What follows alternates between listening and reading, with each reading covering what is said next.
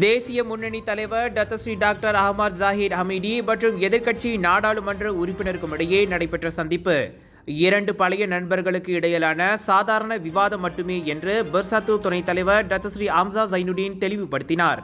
இந்த சந்திப்பு தேசிய முன்னணி புதிய அரசாங்கத்தை அமைக்க வற்புறுத்துவதற்கான முயற்சி என்று ஜாஹிர் கூறியதற்கு பதிலளித்த அவர், சம்பந்தப்பட்ட நாடாளுமன்ற உறுப்பினர் தன்னிடம் இது ஒரு நட்பு ரீதியிலான ஆலோசனை என்று கூறியதாகவும் புதிய அரசாங்கத்திற்கான முறையான முன்மொழிவு அல்ல என்றும் தெரிவித்தார்.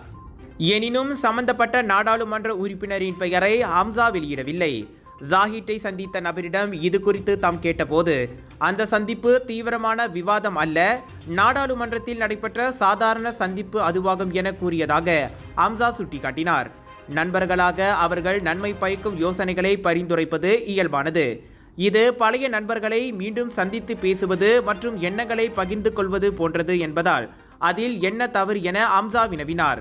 கூட்டணி தலைவருக்கு பிரதமர் ஆவதற்கான வாய்ப்பு உட்பட ஒற்றுமை அரசாங்கத்தில் இருந்து வெளியேறுமாறு தேசிய முன்னணியை நம்ப வைக்கும் முயற்சிகள் நடந்ததாக ஜாஹிர் கூறியிருந்தார்.